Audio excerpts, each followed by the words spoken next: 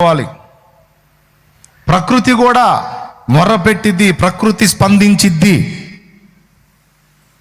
ఉదాహరణకి నీతిమంతుడైన యేసు రక్తము భూమి మీద చిందినప్పుడు భూమి భూకంపానికి గురైంది, భూమి కంపించింది.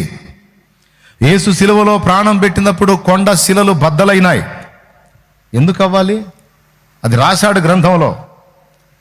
కొండ శిలలు ఎందుకు బద్దలవ్వాలి? భూమి ఎందుకు కంపించాలి? సూర్యుడు ఎందుకు మరుగైపోవాలి? చంద్రబింబం ఎందుకు రక్తవర్ణమైపోవాలి?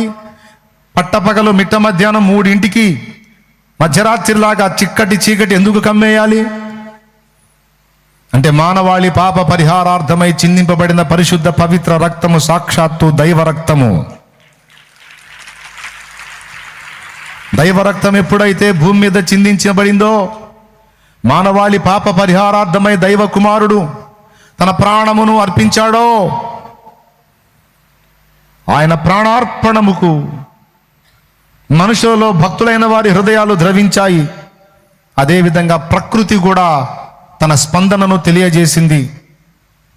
ప్రకృతి కూడా గందరగోళం అయిపోయింది, భూమి కంపించింది, సూర్యుడు మరుగైపోయాడు. మధ్యాహ్నం 3 గంటల వేళ చిక్కటి చీకటి గమ్మేసింది. నైటు తడవలాడుతారే మనుషులు, చీకట్లు అట్లా తడవలాడారు పగలు 3. దేవాలయపు తెర పైనుండి కిందికి చినిగిపోయింది. అంతేకాదు ప్రిలారా, శిలలు బండలు బ్రద్దలైనాయని రాసుంది, భూమి కంపించిందని రాసుంది. చూస్తారా ఎక్కడ రాసుందో?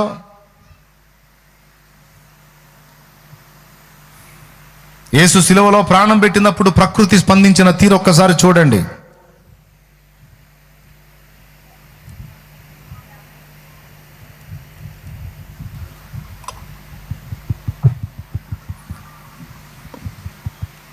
సువార్తలలో మత్తయి 27 కనబడలేదా శామ్యూయల్? అప్పుడు 51 చూడండి. అప్పుడు దేవాలయపు తెర పైనుండి కింది వరకు 2గా చినిగెను, భూమి వణికెను, బండలు బద్దలాయను. అదిగోనైనా